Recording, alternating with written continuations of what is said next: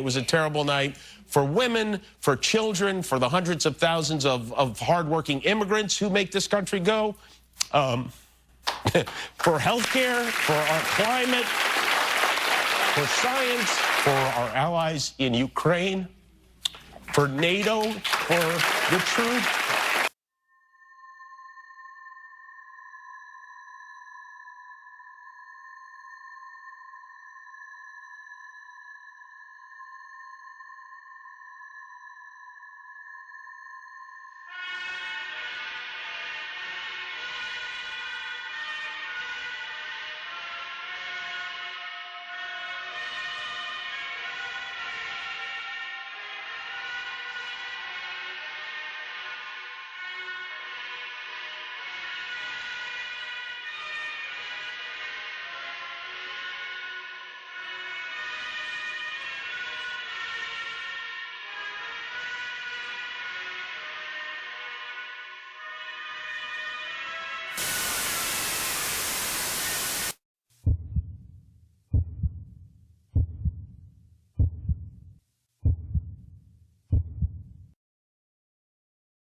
I don't know about you, but ever since Trump has won his re-election, we sure do see a lot of billionaires, millionaires, entertainers packing up and leaving the United States. We understand that a lot of famous people in Hollywood made this claim that if Trump won, they were going to leave the country. Last time he was elected, they said the same thing, and only one person left, that was Madonna. This time, there seems to be an actual mass exodus. It makes you sit back and wonder, what are they really leaving the United States for? I'm sure Trump's re-election played a big part of it, but it isn't just the fact that he's going to be president. It's the fact that Trump's already made a huge announcement that everybody that's involved in the Epstein case is going to get exposed. The same with the P. Diddy case.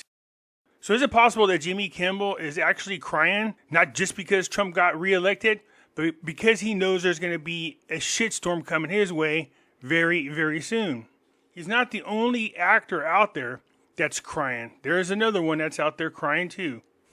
Now look, I get it. There's a lot of people in Hollywood that are famous. They take pictures with other entertainers. That doesn't mean anything other than the fact that they took a picture together. In this day and age, people like to jump the gun and make an automatic association between the two people that are in the picture together. So that's why you see a lot of people posting pictures of Trump with Epstein or Trump with P. Diddy, just like this Jimmy Kimmel picture with P. Diddy. Just because they're in a picture together doesn't mean they did the crime together. Well, here's what I can tell you about Trump's whole situation with Jeffrey Epstein. The Dade County investigators said they sent out subpoenas to tons of people, and only one of them responded to it, and that was Trump. He actually went down to the police station, was investigated, and he got his name cleared. But it doesn't stop people from showing you a picture of Trump with Epstein and trying to imply that Trump is guilty of the same crimes that Epstein was guilty of. So the same could be said about anybody taking a picture with P. Diddy. There's an assumption that they must be guilty of the same thing that P. Diddy is guilty of. I don't want to jump to that conclusion, but it might explain why it is that Jimmy Kimmel is crying. You have, of all people, Jimmy Kimmel questioning the association between Trump and P. Diddy. He's a good friend. Jimmy Kimmel brings up Trump's glowing past comments about Diddy. The late night comedy host joked about the troubled rapper is getting his character references lined up after he was denied bail on Tuesday. It's a good way to act like you're distancing yourself from all the activities of P. Diddy, but trying to link Trump to all these people in an effort to try to smear him before the election obviously didn't work. Okay, just listen to this. As a lawyer and your experience, is there anything you can say as to the validity of those claims, or whether or not there will be any more about that? Nothing at all. The only thing that I can say about President Trump is that he is the only person who, in 2009, when I served a lot of subpoenas on a lot of people, or at least gave notice to some pretty connected people that I wanted to talk to them, he is the only person who picked up the phone and said, let's just talk. I'll give you as much time as you want. I'll tell you what you need to know, and was very helpful in the information that he gave, and gave no indication whatsoever that he was involved in anything untoward whatsoever, but had good information that checked out and that helped us, and that we didn't have to take a deposition of him. And that was in 2009? That was in 2009. So, do you know if there's any truth to James Patterson's claims that Trump kicked Epstein out of Mar-a-Lago? I've definitely heard that.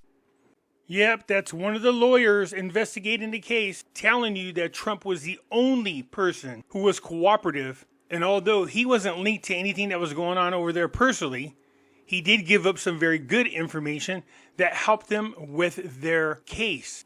So every time I hear these people trying to link Trump to any of these kitty diddling cases, I say, did you forget all of a sudden that Trump did sign 2 executive orders? Not one, but 2 of them.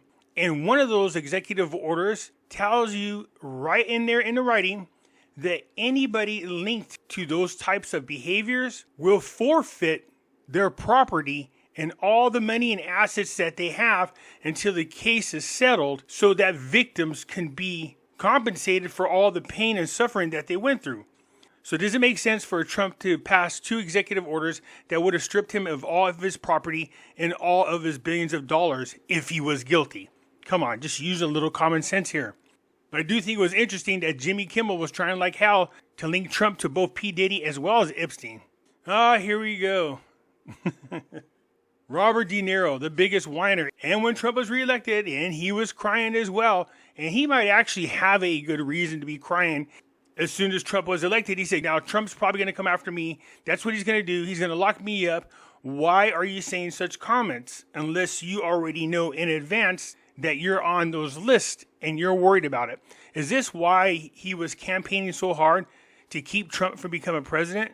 Is this why he's crying about it? Because in the past, he has been linked to such cases. This from 1998, the sex scandal that won't lie down. It says it reads like a synopsis of trashy airport novel. Sex movie stars, politician, air princes, arms deals, and the courageous investigation of an obstinate, incorruptible, publicity-hungry judge. Let's skip down to right here. The case uncovered the brutal methods used to snare young women, some as young as 15 years old, into a call girl agency specializing in wealthy, high-profile clients. It also exposes attempts by the French government machine to block an investigation which might embarrass senior politicians and damage French interests abroad. Don't you notice that governments all around the world protect the rich and the wealthy and the famous? How is it that they always get special privilege? People should finally start speaking out and saying this is not okay. And that's why I'm glad Trump was reelected. He's going to expose the truth. 6 people are charged with running an international prostitution ring, whose call girls entertained the actor Robert De Niro, the former tennis player, 2 senior but unnamed French politicians, several golf princes. The agency specialized in trickling or trapping star-struck teenage girls into selling their bodies with the promise of careers as models or actresses. Who was caught in this? Whose call girls entertained the actor Robert De Niro. So yes, he's been linked before to sex trafficking rings with girls in there as young as 15 years old. Now, of course, he denied it, and he never did have to face trial because the French government protected him. But once again, we have Trump karma. Just like Whoopi Goldberg and Joe Behar, somebody else is feeling the sting of Trump karma. Alrighty everyone, welcome back. It is now November 12th of 2024, and as you all know, the film industry is beginning to implode. It is beginning to fall apart. It's in constant freefall mode. Based on what's been going on the past couple of days, we know that various studios, various actors, actresses, talents, producers, executive producers, directors, writers, all across the board are beginning to melt down. And one of the biggest ones of all is actor Robert De Niro. We have a lot to discuss today, so stay tuned. But what's really interesting about the Hollywood bubble, after it popped, we already know that, but there's been a lot of things going on in between various studios and different talents. Now, focusing on Robert De Niro, there's been a lot of things going on with this guy after the whole thing that happened with Warner Brothers. We talked about this a couple of days ago, after he was given the boot from 2 major projects that were going to focus on him reprising the role of a mob boss. Now, what's interesting about this is that we already know that Robert De Niro is also going into full-on meltdown mode. So the thing about De Niro is that he really has no control anymore. He really has no more boundaries. He is just saying the most nonsense things out there that really make absolutely no sense at all. But at the same exact time, this is not just Robert De Niro. This is also George Clooney. It's also Jimmy Kimmel. It's Julia Roberts. It's Christina Applegate. I mean, it's so many different actors and actresses out there that you have known or grew up with throughout the decades. But what's interesting about this, yet again, is how he continues to go on a major rant toward the general public that really just goes beyond what you would ever expect. Now, like I say, with the film industry already beginning to implode, studio after studio, including actors and actresses, one monumental development now involves more to do with Robert De Niro's meltdown in recent days after one studio, like Warner Brothers, decided to fire him and kick him off 2 projects that were going to center on the return of his mob boss roles. So yes, just like Whoopi and Joy, who got fired by the studios from future projects, and now they have no projects in the work. The same with Robert De Niro. The studios are distancing themselves from these people who've been making an ass out of themselves, doing press conferences, or every day on their shows complaining about Trump. I think people have realized that DEI hires and people who sit there all day long bitching about Trump is not a good way to continue doing business. So a lot of these actors are getting fired from future projects. That includes Whoopi, Joy, and now Robert De Niro. We call that Trump karma. These useful idiots might have used up all their need and use, so these people are now tossing them under the bus or just cutting ties with them altogether. There's no need for them anymore, so they're being cut loose. I still think that some of these people are more concerned about their futures inside of a prison than anything else. If Trump does start showing the public the names on these lists that they're trying so hard to protect, and word gets out, life for these people is over. And I have a feeling it's going to trickle on down the line, and you're going to start seeing these types of things exposed in other countries as well.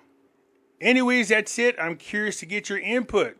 Is people like Robert De Niro and Jimmy Kimmel crying about Trump's re-election because they're more concerned about their ass getting thrown in jail? Or are they more concerned about Trump being a president, period? I look forward to hearing from you. That's it from now. I'm out.